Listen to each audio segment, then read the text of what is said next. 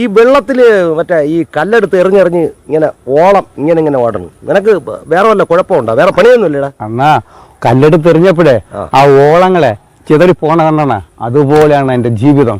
ഓളങ്ങൾ ഇങ്ങനെ ചിതറിപ്പോയാ അതുപോലെയാണ് എന്റെ ജീവിതം. കാര്യം എനിക്ക് കണ്ടിട്ട് തോന്നിയതേ നിന്റെ തലയ്ക്ക് ഓളം എന്നാണ് തോന്നിയത്. അണ്ണാ അതൊന്നുമില്ലണ്ണ, കയ്യിൽ 5 പൈസ ഇല്ല, ജോലിയില്ല, വരുമാനം ഇല്ല.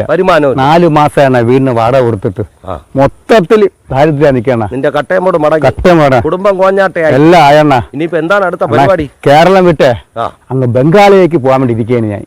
ബെസ്റ്റ്. ഞാൻ നിന്നെ കാണണ കാലം മുതൽ ഒരു കാര്യം നിനക്ക് ഉപദേശം തന്നോണ്ടാണ് ഇരിക്കുന്നത്. എന്തെന്നാ?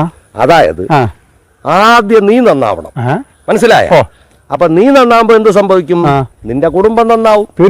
ഇടാ, നീ കണ്ണൂരുകാരനല്ലേ? പിന്നെ ഞാൻ കണ്ണൂരുകാരനാണ്. അപ്പൊ ഈ കണ്ണൂര് നന്നാവുമ്പോ എന്ത് സംഭവിക്കും?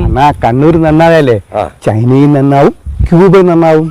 അപ്പൊ ഇത് രണ്ടുപേരും നന്നാവും. പിന്നെ അല്ലാതെ പിന്നെ കേരളം നന്നാവണ പരിപാടിയേ ഇല്ല. അയ്യോ, പറയുമ്പോലെ എനിക്കൊരു സംഭവം ഞാൻ മറന്നുപോയി. എന്തെന്നാ? കേരളം വേറൊരു രാജ്യമല്ലേ? പിന്നെ